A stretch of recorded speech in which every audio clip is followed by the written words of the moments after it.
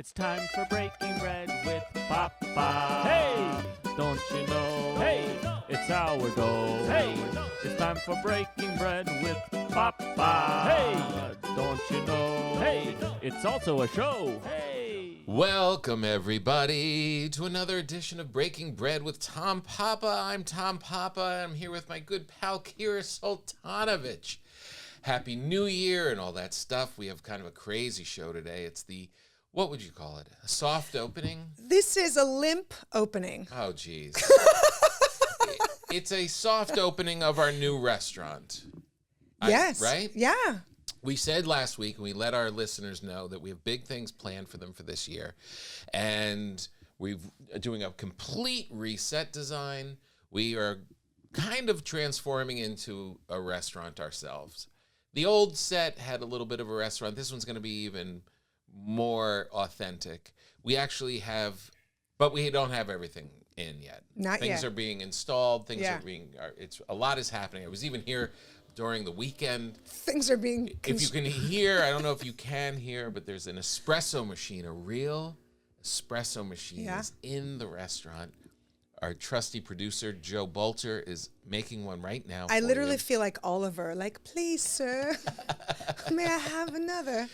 We're calling it the soft opening because we did not want to, rather than skip, we figure we might as well touch base and keep the ball rolling. But there's a lot of weird shit happening right now. We've got an espresso machine going.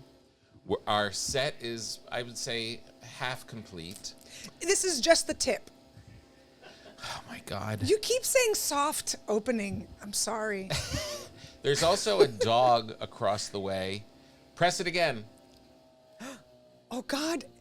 Psychically, didn't I tell you don't make me a coffee? I'm making you a coffee. And I knew it because it has This is exploded. what our producer does. It has exploded. Did you not get it in time? I didn't get it in time, but it's not a complete catastrophe. Nothing on the carpet, nothing on the ground. Oh, my God. Here's the cup. Okay. I don't know if anyone heard that, but Joe said nothing on the carpet, nothing on the ground. Literally, when you have kids, that's what you hear. Yeah, it's okay. Every day. Nothing broke. Yeah, I'm still alive. I heard my 8-year-old cry out in pain, and my 13-year-old goes, "She's fine. She's okay." And I go, no, I'm not taking your word for He it. knows what your concerns I go are. up that. Wow, thank you, sir. Beautiful. Oh Wow, my look God, at that. it's Our beautiful. You know, we've been doing this podcast for 50 years, and every day I'm like, how about an espresso? Oh, this is gorgeous. Joe, if you can get us a paper towel from in there, Thank go you, back to Joe. the kitchen. We're like the Bear, but in podcast form. They won a lot of Golden Globes last They night. did. I watched it. It was very exciting. It was good. A A lot of my favorites won. So that's always fun. You love Succession. Okay, I loved the first two All right, seasons. So not that favorite. No. I love the first two seasons. Tell me I'm wrong. I don't think I'm wrong. The first two seasons, amazing. Yeah. Season, it has 4, right? Season 3 and 4 is just them, just every episode arguing who's the biggest douchebag. But season 1 and 2 were, I thought, fantastic. The performances were never not fantastic. 100%. The story was, every single episode was, I think Dad's getting ready to pass it on. Yes. Who's it going to be? Yes. That was pretty much it For all of season Yeah. 4. All of season But 4. the music was But so it- cool. oh. They were all so great. The way it when was shot, everything that was Yeah. just so beautifully shot. When they got the awards last night, everyone that came up and won for acting, you were like, deserved it, Yeah. deserved it, Yes. deserved it. They were all so great. The whole cast. Now, the one guy who was the lead son, the oldest son, Yeah. he is the problematic method guy on the set. He was the guy that he does method, and all the other actors were like, "Get over yourself." And He there were wasn't some there, profiles right? where he was trying to be like Al Pacino, and there was like all this kind of stuff. I'm just passing on rumors that I've heard. He was not even there. Yeah. So I think he was the only one that didn't win. Oh, interesting. Yeah, of the actors nominated. So, I looked up a clip the other day, Mm-hmm. and Ricky Gervais, for some reason, popped up. I have no idea why. The algorithm shot me Ricky Gervais hosting the Golden Globes. Okay. And he said something so hilarious. The audience laughed, but he said, for those of you that are going to win tonight because you had the best performances or because your movie studios bought your Golden Globe for you, congratulations in advance. Like, it's so spot on. Well, that's why they got canceled for a bit. That was Yeah. part of that and the race stuff. Yeah. Well, Joe Coy, who's our pal, Yes, our fellow comic. comedian, Yeah. I didn't even realize, like, we came in late, and I saw Joe Coy with a mic in his hand, and he was introducing some next thing, like, from the side. And I was like, oh, that's my friend. And my daughter goes, he's hosting. I said, no, yeah, he's just announcing whatever. She goes, no, he's the host of the Golden Globes. I was like, what? I was so out of the loop because it was, Christmas week. I just sat on my couch, watched sports, and ate brownies. I had no idea that he was going to be hosting the whole thing. It was just announced less than 2 weeks ago. Yeah, he had a short notice. Yeah. What a hornet's nest to go and try and do stand-up in when nobody knows you. I was talking about it on the radio this morning. It's such a strange, this is an example of, let me just start off in case Joe's people needed to pass on a nice word to him because he's getting kind of beaten up in the press for this unknown comic bombing. Not unknown. Not unknown. Well, this is my point. He's huge. Massive, sells out arenas. Sells out arenas, but the rest of the world doesn't know who he is. This is show business now. Like in the old days, if Jerry Lewis was hosting, everybody in the world knew him. You couldn't be famous with one portion of humanity. Now, like, I have people like Sebastian is selling out gigantic places. My fans don't even know who he is. Have you ever gone to a comedy club and they're like, Never. and they're like, oh, last week we had this comic and it's some crazy like YouTube comic, Flolly Lolly. And I've never heard of them. And then you click on and they have 5 million followers. Exactly. And I have no idea who they are. This is the new how would Meryl structure of Streep, show business. How is Harrison Ford going to know? Yeah. Here's the thing. If I was, this is armchair quarterbacking. Is that what it's called? Yes. But can I get my compliment in quick? Yes, get your compliment because in. I want Joe Coy's people to know. Yeah. He stood up there in that most intimidating of places, and he threw the jokes that he had, and he got away with being professional and plowing through it. And the stuff in the press that says that he bombed and people were like booing was not accurate. It wasn't a great set in the circumstances, but it is not equal to what they were saying. I think my point is, he went in there as a comic of our ilk and did as professional a job as he could. I think that it did not go as poorly as people claim it went. Right. Like that he was misogynist. What are you talking about? Like he just said boobies. Like who cares? It was not that misogynistic. No. It was so like light and, very gentle. These were actually gentle jokes. They really were. They really were. But that audience is not want to laugh at themselves. Here's what it is. And if I was on his team and I was in charge of giving him advice, I don't even know if he has someone like that. Maybe he doesn't care, what his people say. But let's say he came to me and he goes, what should I do? Mm-hmm. Here's what I would do. I would joke about the fact that they probably don't know him. Yes. I would do a couple up top, self-deprecating. Mm-hmm. Like it was so exciting to be the 25th person asked to host the Golden Globes. I know I wasn't your first choice. Yeah. You know what I mean? Like make fun of it. Mm-hmm. Nobody wanted this job because they know that it's impossible for this to go well. That's right. That would have been a great opener. That would have been perfect. Yeah. And so now they're rooting for you. And then they also, you're acknowledging that they don't know who you are. He plays out to thousands and thousands and thousands of people. They chant his name. His audience is going to laugh at everything he says. That, I think, is part of the problem. I think he probably, and his agent thought, everybody knows Joe Coy. If they're asking us, Everybody, you know what I mean? Like, I don't Yes. think that someone said, I know you just got off a private jet after Yeah. playing the Toronto Super Arena, Right, right. but most of these people are not going to know you, His agent is not going to say that. Absolutely not. which But- is a disservice. But that's why you need people in your close entourage. And Yeah. this is no fault of Joe's if this doesn't exist for him. Yeah. Because most people don't have this. But someone that's going to look at them and go, Joe, This is the reality. just do a couple self-deprecating jokes Yeah. at the top. And Oh, we just wrote just saying yeah, just those a few. I was the 10th person on the list because there's no way this is going to go I am well. so honored That would've been everyone else brilliant. said no. That would have because- been brilliant. Yeah. And then talk about how how really uncomfortable this is. Yeah. Just And they were rooting for him. I mean, Meryl Streep was in there, like, doing stuff with him. And I think they So a portion do. was. I think they do. They want to have a good time. They all want to win. But they're all also very nervous. Of course. Very precious. Don't mock. We are actors. And I think you can even say that before you start digging into it. He just jumped right in, which you don't have much time, right? But even start being, I know you guys are nervous. This is a safe space. I don't want anyone to get triggered or, all the fun stuff. That's, Also, yeah. Also, maybe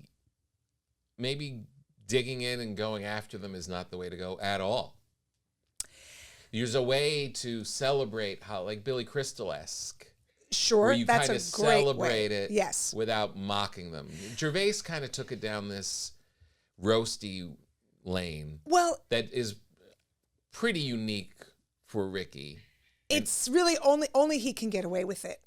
They're not. They don't want to be roasted. Like you've done these corporate gigs where you get brought into like, and there's some big guy like Yeah. an awards dinner for this guy, and it's special.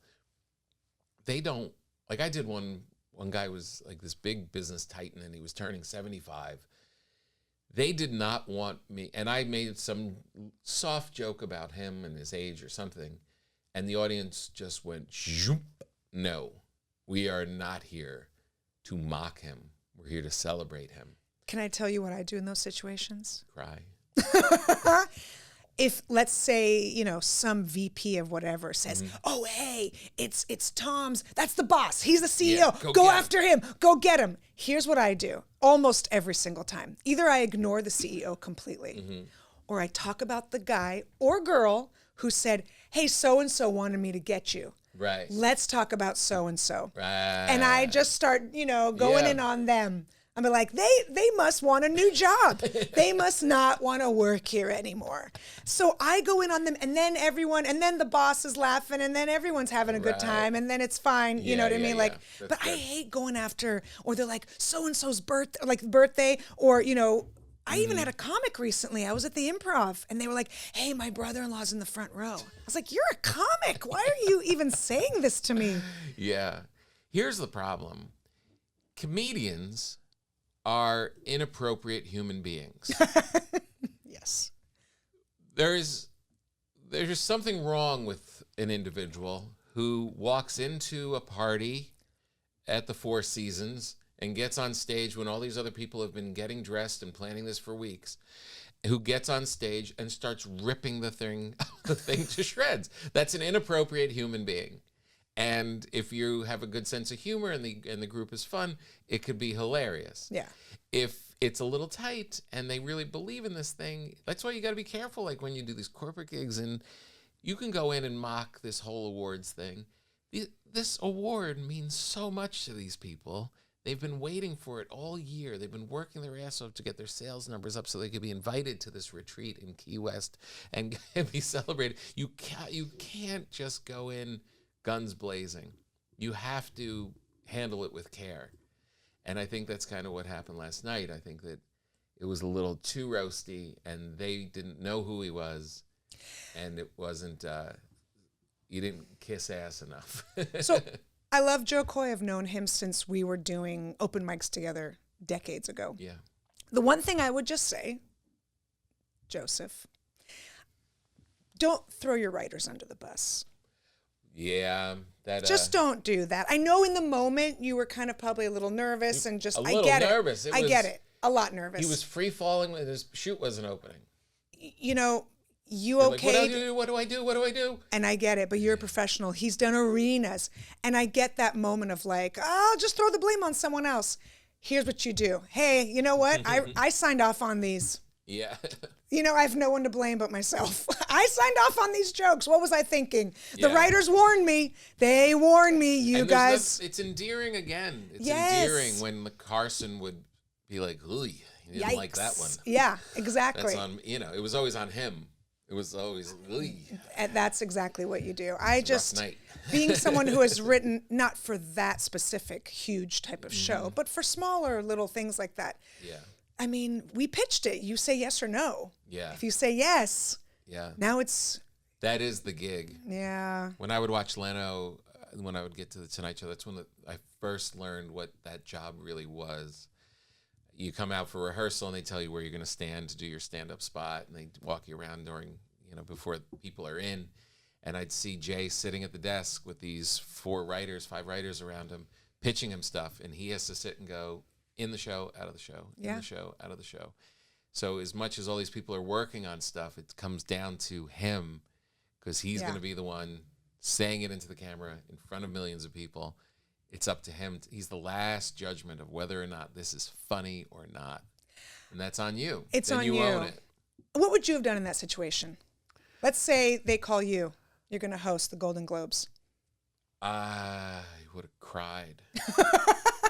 Okay. After you're done crying. If the people around you and convinced you this is a good thing to do. First of all, and I say this all the time, as soon as you say yes to hosting any of these award shows, as soon as you say yes and they announce it, half of the world starts attacking you. It comes with it. Chris Rock, everybody. As soon as you say I'm in, they start attacking you for whatever they can attack you for. It's a no-win situation. All you can do is mildly survive until you get to like Kimmel level, where now he's done it so many times and he's so good at it, and he's part of the inside. As the unknown, though, as somebody like of a Joe Coy ilk, I would have called anybody that I knew that was like anyone that gave me an iota of good comedy advice. I would have been calling everybody. Yeah. And asking for help, because I'd call Jerry. Yeah. I'd call Gaffigan. Gaffigan's bit was funny actually last night. Yeah, he did well. Yeah. I would, you call the best and the brightest, and then Jerry's like, yeah, you got to use this guy and this guy, and then the next call they tell you don't wear this, and then the next guy says you got to get Jesse Joyce and Jesse Joyce is the Mike first Lawrence. name, the first name that jumped into my head. It's like, get the guys that other people have succeeded with. They are like the ticker tape. Remember the oldie time ticker tape for Wall Street? You know what I mean? Like tick, tick, tick, tick, tick. And they just like, it just comes out like just a joke. Yeah. Just a joke tape comes out of their mouth. They're just amazing at it. And they've been writing the roasts forever. They've been doing it forever, and they're better than you are. Yeah. They're hiring me because I'm likable and I can stand up there and do it. Now give me the ammunition. Yeah. But it's not easy, because you start getting those jokes. I mean, he saw those jokes. He saw that Barbie joke, and he's in that Leno position of in or out.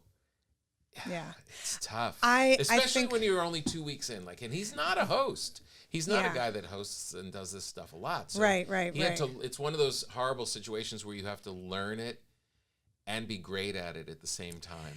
There's something great about Amy Poehler and Tina Fey, because they are, attractive women. They're beautiful. They're wearing like the most expensive dress, like more than my whole house is worth. You know what I mean? Like but they are awkward and silly, and they're like, and they make fun of, And they're movie stars. They are. That's true. Well, Joe helps. has movies out. He had one movie and it kind of came and went. He wasn't. For sure. Amy and Tina are made women. Yes, but if he came in, I think, with more of like an awkwardness, hey, comedy's hard, like a joke doesn't work, and you're like, yeah, comedy is hard sometimes. I think that that's my only thing. But who am I? Yeah, I mean, any of those tricks that you have, like make Harrison Ford your wingman, and be like, you tell the joke, and how we doing, Harrison? And he can give you like a little, okay, well, next one. I can't believe I'm here. Oh my God, there's Don Cheadle. All that stuff. Tough situation though, and that he got through it in 2 weeks' time was just amazing. Yeah. It is a hard, tricky situation for sure. Really tricky. The most devastating moment was when Taylor Swift put her hand out and went thumbs down.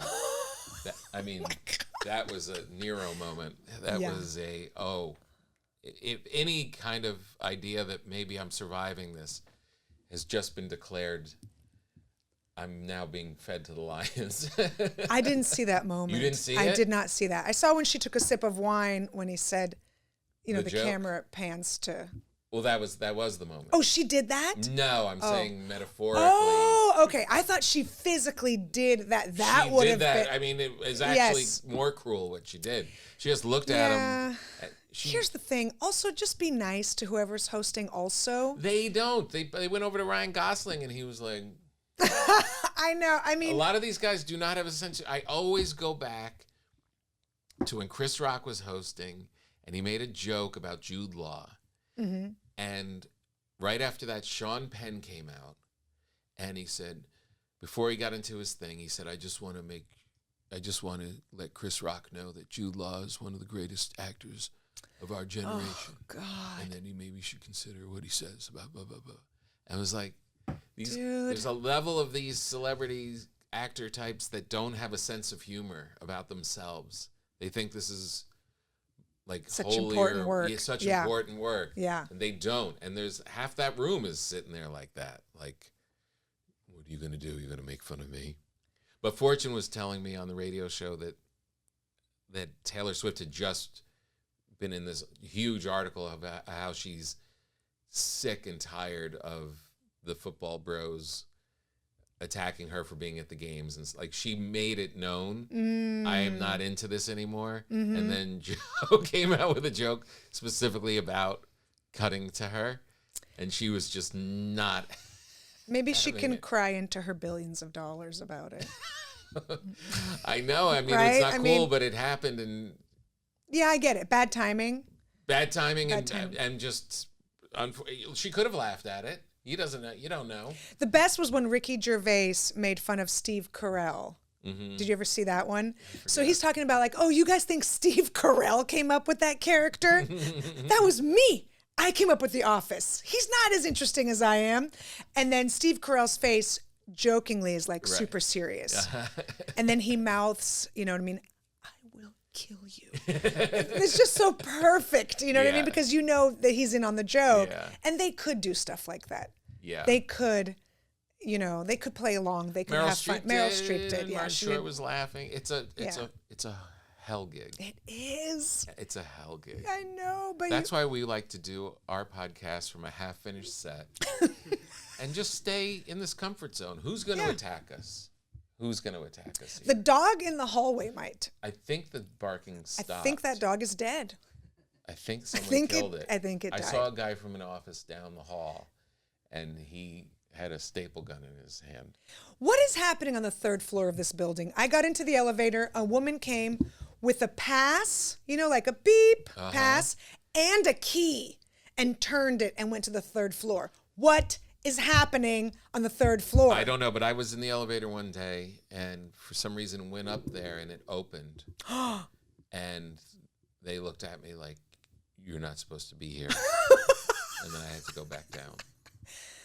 It's frightening, I'm sure. It's terrifying. Something is happening. And they have every parking spot here. Oh. I have one parking spot, and I'm wedged between a concrete barrier and a pickup truck. My car hardly fits in it. And the rest of it's all empty for whatever's up there. I think they might be harvesting body parts. Yeah, that makes sense. Right? That makes sense. There's a plaque that says you have to be invited to the third floor. Invited? Yeah. Joey was eyeballed by someone in the lobby who was looking for a liver. And they asked for Joey Were specifically you skiing this weekend? I was. I saw. And I wasn't on my phone all that much, but I saw you in goggles. I was in goggles, yes. I didn't know you Yeah, skied. I don't. Oh. No. It's terrible. Let me just say to our listeners, if you are over 40, one of the things you shouldn't just get into trying is skiing. You are going to die. I've been skiing a million times. I'm still terrible. Okay. It doesn't matter how many times I go, and every time I go, I take a lesson or I go with, it doesn't matter. I put the boots on and I regret it immediately. It's like, remember when you went horseback riding and you were like, why? Yeah. The minute you get in the saddle, you're like, this is horrible. And now I'm stuck. And then you put those awkward frozen boots, you slam them against the skis to get the ice off, and you stick them in, and you're in for hell. Where were you doing calves up in Tahoe. We went to Tahoe. I took the kids. So we took the kids. They'd never been skiing. So we got them lessons. We flew. Oh my God. We flew because we do not want to drive more than 40 minutes with our children. Oh yeah. They are horrible. They're so nice. So we flew and rented a car, and it was beautiful and gorgeous and perfect. And we had snowball fights, and we went sledding, and we stayed in my stepsister's cabin, and it's gorgeous and awesome and amazing. Jeez. And then we went skiing. Ah, jeez. Satan's sport. It really is. I know it takes place in snow, but it is made for Satan. First of all, none of it makes sense. Like none of it, like ergonomically, you know what I mean? Like put on these boots and lean into them. All your body weight. This piece of plastic can take it. So you never rent? yes, of course we rent. Yeah, you never fully trust any of the equipment. And then my calves are just on fire. Because I'm just the whole time like this. Are super tense. And we're going. Are your kids good and they're just smoking you? You know what I will say? It was their first time, and we gave them a lesson. Shout out to Jorge. Jorge was our instructor. Was he amazing? He was amazing because he's from Chile, which I knew that Chile had mountains, but holy cow, they're like a ski country. Oh, yeah. I didn't know that. Oh yeah. So it's not Chile, it's Chile. Chile. And he taught our kids, and they were fantastic. Were they good? They natural? were good. Yeah, well, kids. That's when you're supposed to learn. Lower to the ground. I learned at 12. I was a kid, but I'm just not built for adrenaline. I don't like it. You know what I mean? That feeling of like, I could die. I don't like it. That's why I don't do drugs. I don't like that feeling of like, oh my God, this could be my last minute on earth. I hate it. And the intermediate hill was this. Yeah. They were like, we have a bunny slope or we have an intermediate. Did you fall a lot? I didn't fall one time. Whoa. My husband did. Oh, yeah. He got knocked out by the kids. The kids were like, I can't stop, save me, Daddy. And they just plowed into him. He's in the snow, and they're like, oh, thanks for breaking my fall. And they just kept skiing. Every time you get to the airport, leaving those places, there's always people on crutches. Oh, yeah. I didn't see, yes, usually. It was so much fun. How many nights? Just 3 nights. Good for you. Just simple, quick, easy. Oh, but there was a storm.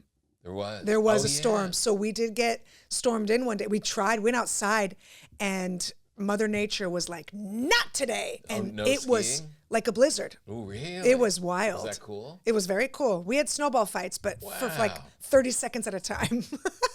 We had wind while you were away. Listen, That's all we got. flew into that wind yesterday. did. We landed yesterday. I have never done as good of an acting job ever as I do front of your on a kids. plane Yeah. with turbulence.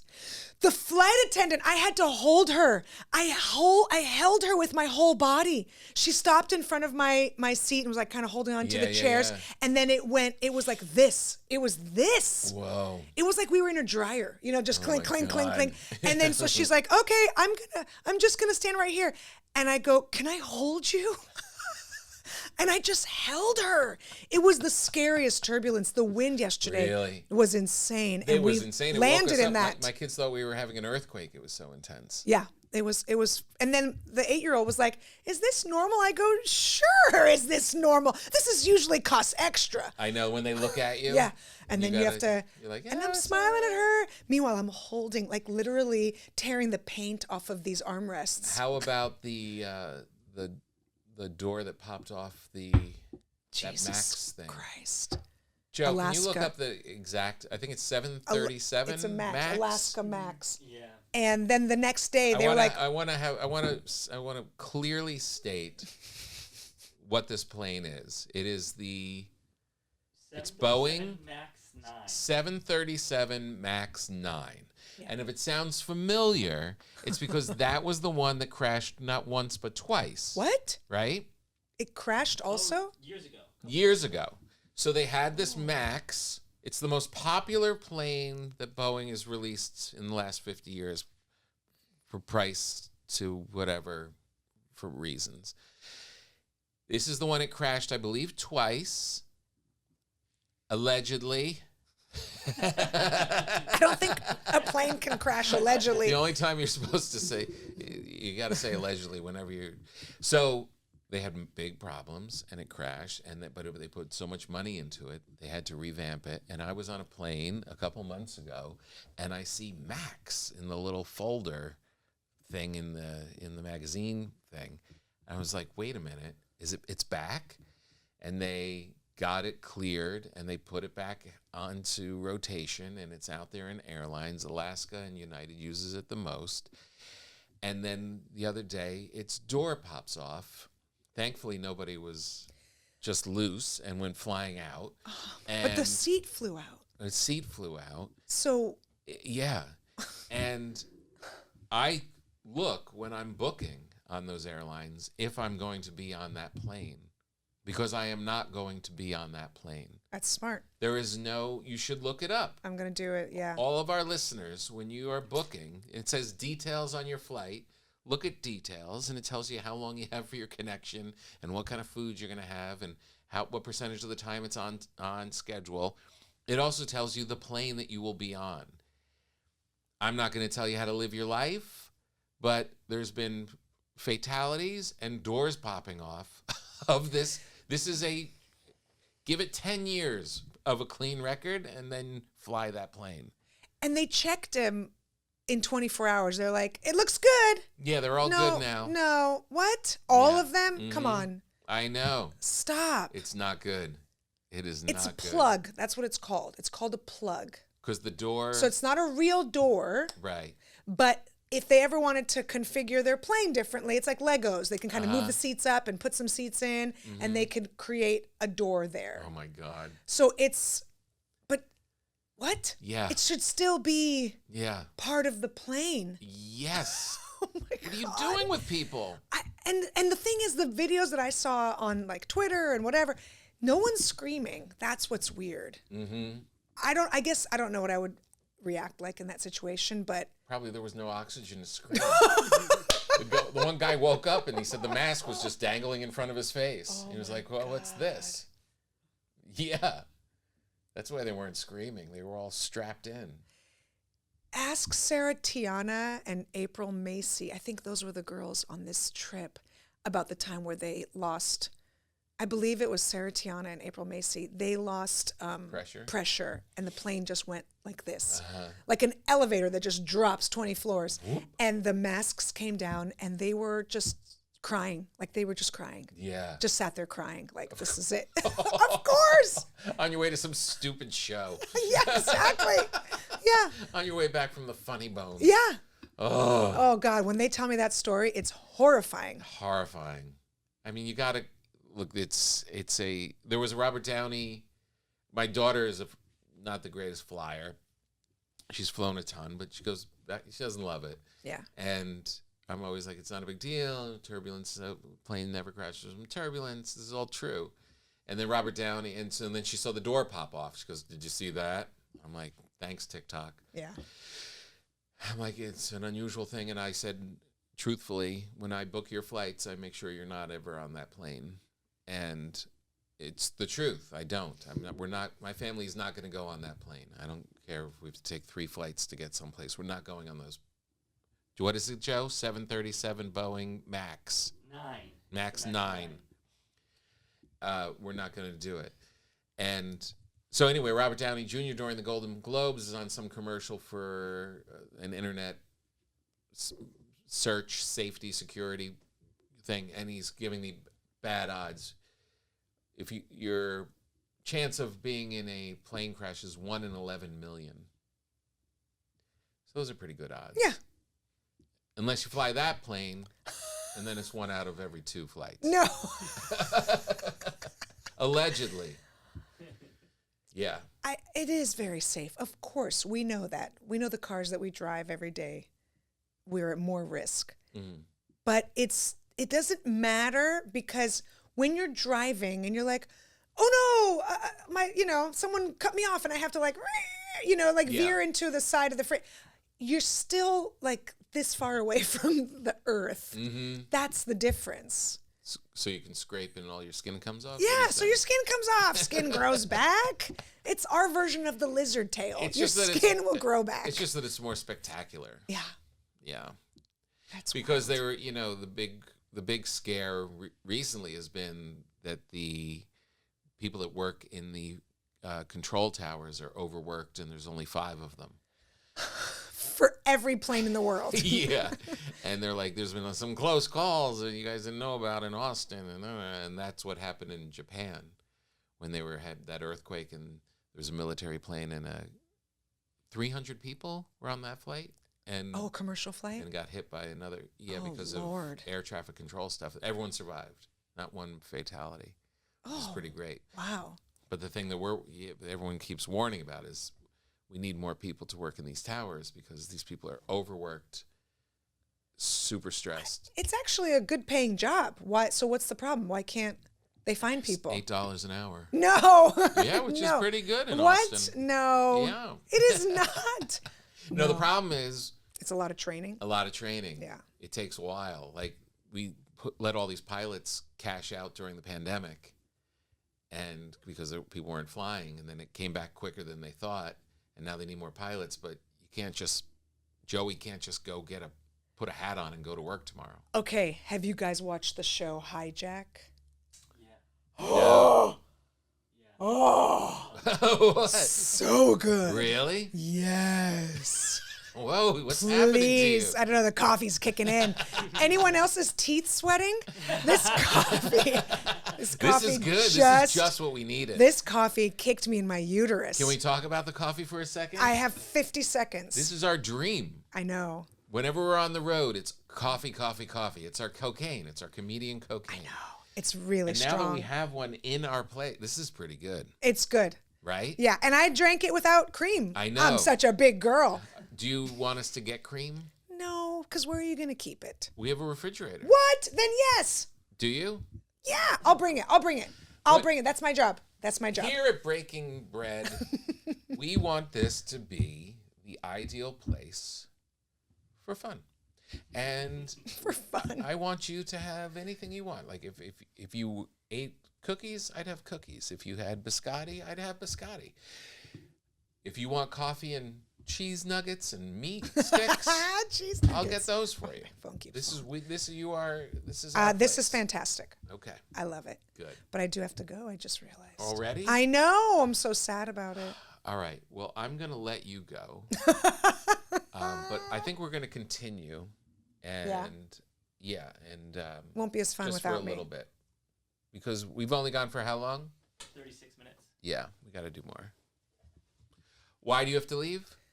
Children. Oh, They you gotta go cock see block your children. whole career. Well, again, this is the soft opening. We started a little later because we were just moving some stuff around. Check your phone because you might be able to get some more things for our set, top secret things. And go get those kids. I got to go. All right. Love you. Thank you. I love you. This was amazing. Thanks for being Wow. here. We'll be right back after this. Oh, finally, Kira got out of here. That was a lot. Love Kira. She just had to go pick up her kids. Again, we're here at the soft opening of the Breaking Bread podcast, new restaurant space. Next week, we have Brad Williams very funny comedian. Then we've got Kyle Kinane. Then we've got Lewis Black. Those are the next 3 weeks.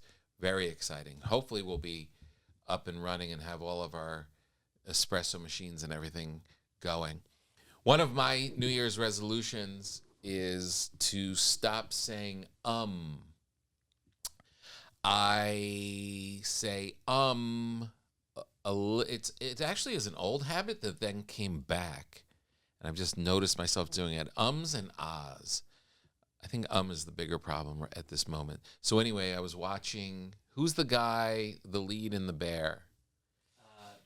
Jeremy White. Alan White. Jeremy Allen White, great actor.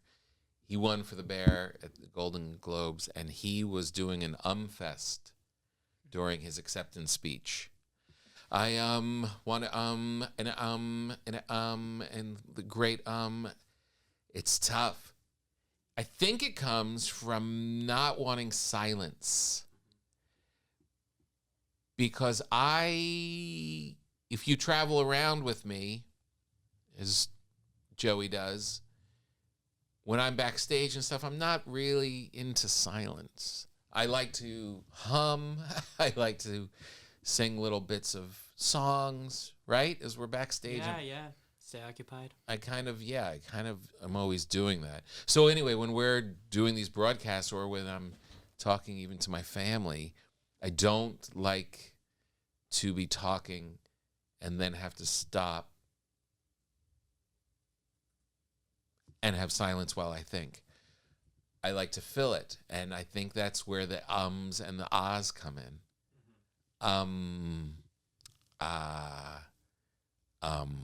And watching him do it, I think, is going to be something that's really going to break me. I know this isn't a huge resolution. Like, some people want to lose 50 pounds. Some people want to finally start helping the homeless or do other charity work. But I feel like mine as a broadcaster, this is probably more important. You know what I mean? This is good espresso, by the way. I'm only drinking the espresso, by the way, on one half of my face.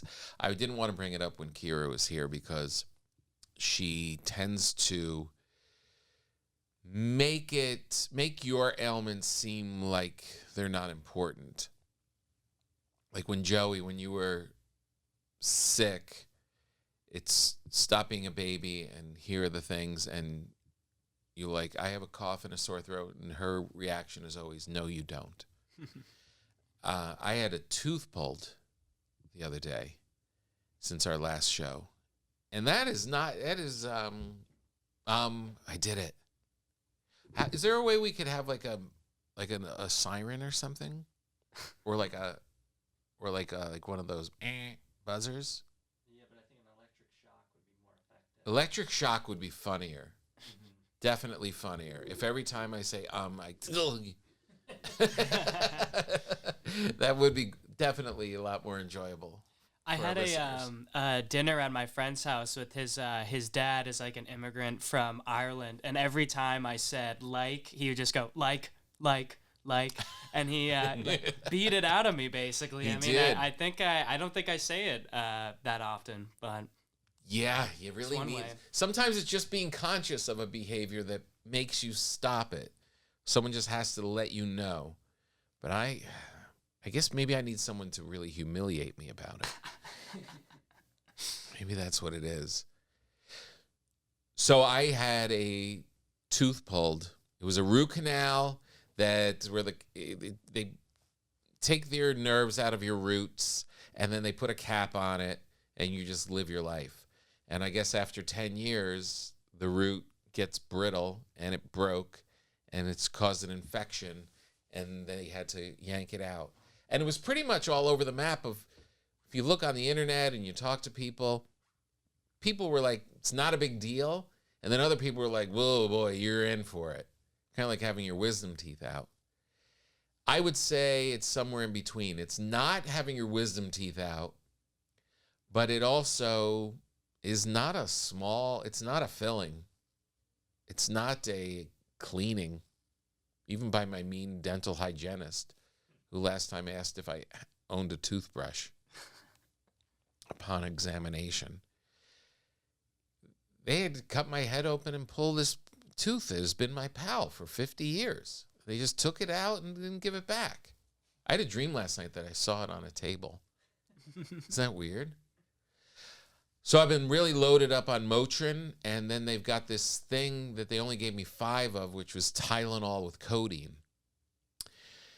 I didn't realize that was one of the, I guess, opioid kind of things that's really addictive. I guess people who like to become drug addicts on pills, that's one of their choices. They only gave me like 5. I can see why it's addictive because I've taken 3 of them. And I took them at night. I wasn't drinking. Of course, not smoking, not doing anything because of the hole in my head. You take that Tylenol with codeine at around 8 o'clock while you're watching a movie. It makes you feel pretty cozy. It's not like you're out of your mind, but you just kind of feel like, someone's giving me a massage on my heart. And I have 2 left, and I'm literally planning out when I'm going to take the next ones. I'm definitely going to take them. Wow. This is the first day I'm not on Motrin. They also give me Motrin, like a high dose of that for the pain. It kind of still hurts, but it's not terrible. But you can't eat, and I don't even know what's going on in there. I don't want to look. Joe, your parents have to go do this, don't they? Yeah, it takes forever. This is part 1. How does it feel once they put the new one in? It's months. Yeah. I think I have a dead guy's bone in my mouth.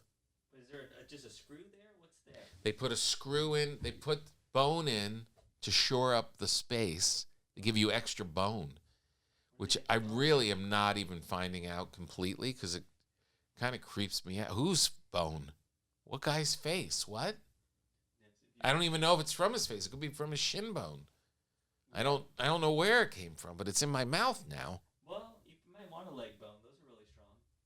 A leg bone? Like a femur bone in your face? Yeah, you want something strong. Old femur face? You want the strongest bone they got. Oh, God. So they put that bone in there, and then they let your body adapt to it, and then they'll put a screw in. That's the next thing. Mm-hmm. And then the other dentist comes in with the fancy, hey, this looks like a tooth. And put that on top of it. Wow. Yeah, it's not great. But if you have Tylenol with codeine, you'll get a couple of good days out of it. And tonight is the big college Super Bowl. College Super Bowl. The championship game is tonight. It's a good time to take them. I have to make dinner for my niece is coming over. She goes to school here. She's a brilliant student, and she's coming over for dinner. I don't know what to make. I got to figure this out. Maybe I could just bring her over here and give her an espresso. It kind of feels like this is going to be such a great space that maybe we need to name it. Ooh. Welcome to Breaking Bread with Tom Papa. We're sponsored by Papa Trattoria. They're sponsoring us. Yeah, they'll be our sponsor. Trattoria? What's that? Papa Trattoria? Papa Trattoria. Maybe. What is it? There's a Trattoria and an Osteria. Oh. One of them's fancier than the other one. The Osteria, I think, is the fancier one, and the Trattoria is the more down and dirty one. This weekend, I'm going to be in Charlotte, North Carolina, going back on tour. The tour starts up. Joe, are you coming with me? Yeah, I'll be there. We're going to Charlotte, North Carolina. Then we're going to go up to Nashville. And then we're going to drive to Lexington, Kentucky. I found out, fun fact about Lexington, Kentucky, not a lot of people know Tom Papa there. I'm not sure what they're famous for. But comedians from New Jersey, it's not one of their pastimes yet. I think it's the first time I've ever performed there. So Trattorias are more traditionally family-owned, casual, rustic neighborhood restaurants. Trattoria is the rustic neighborhood restaurant. Okay. Osterias are wine bars that have evolved to serve simple meals. Simple meals. Well, it sounds like we're missing a whole nother level. Mm-hmm. So we've got Trattoria, which is just the down and dirty. Then you got the Osteria, which is a wine bar that now is serving simple meals. So that when you go to Panzanella's fine Italian restaurant, a ristorante. Yes. Well, that doesn't sound that sexy. Wait till you see the new artwork that's going to go in our Trattoria. So what would we be? We would be kind of a Trattoria. I think so. I think we're That's a our Trattoria. vibe. We're family. We're just have some salamis and some breads and things like that. They traditionally serve fresh, unassuming, conventional local food. Fresh, unassuming, local food. Yeah, that's us. We don't. I would like to start giving people some taste tests and reviews of fine baked goods that we find out in our travels. I don't know if we should do it in studio or outside of the studio. Or maybe it's a special offshoot when we do our Patreon thing. Yeah. In fact, we could do that as well. So much to do. So much to get to. I'm very excited about this booth idea. I wish it was already up and running. But at least we have a coffee maker. That's such a huge thing. Joey, do you drink coffee at all? Yeah, I probably like 1 or 2 cups a day. You do? Yeah. Oh, this is I exciting. got one right here. I didn't know we would have an espresso maker already. Well, it's not for you. Okay. We don't have that many cups, Joey. We got 4 cups. We do? Yeah, I got it. And you're going to clean them in the I'm gonna clean them. bathroom sink? Yeah. Ugh. Saw a toothbrush next to that sink. Oh, the we're other day. definitely a Trattoria. Yeah, that toothbrush has been there for about a week, week and a half. Well, I'm excited about the tour. I'm very excited to get going and get out there, and we're going to have an announcement about the next special coming up very soon. Also, we have big participation in the Netflix is a Joke Festival. For our listeners, we should probably make this formal introduction. My radio show, What a Joke, with Papa and Fortune, which we have done for 4 years now, or we're going on our 4th year? Or No, we've done 4. We've done 4, 3 3/4. My trusty producer from that, the great Joe Bolter, is now joined the Breaking Bread family and is now producing this podcast as well. So welcome, Joe. Thank you. Pleasure to be here. Can people hear you when you talk? No. Probably not. No. We'll change that because we need everybody who's in this Trattoria should be on a mic. Yeah. Are you okay with that? Yep. I don't mean to start producing while you're producing. No, all good. But yeah, we're gonna have to get you your own little microphone and put you on your little Trattoria as well. So we have big things coming up, and Joe and I are also part of the Netflix is a Joke Comedy Festival, which is now the biggest festival in the world. It has to be. Has to be. It's just gigantic. And I'm doing a show at the Ace Hotel, the theater at the Ace Hotel on May 3rd.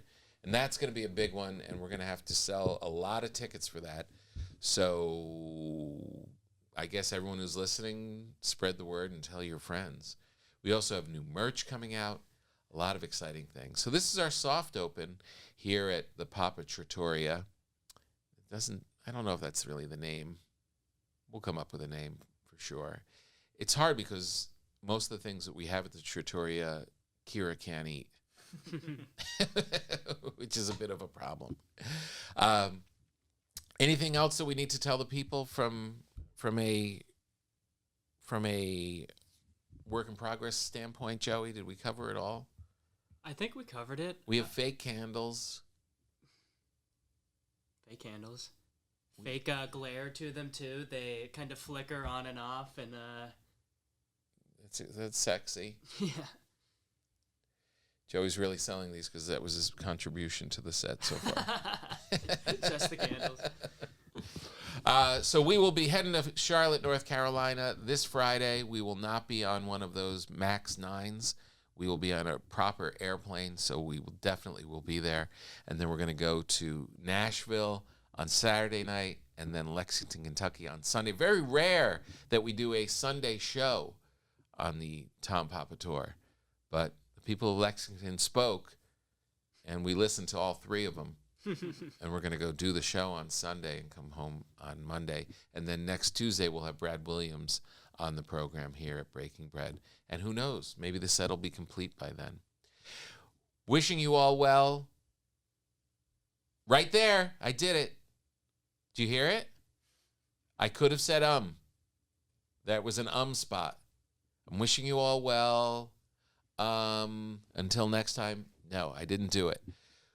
Wishing you all well. I hope your resolutions are going well. Eat something good.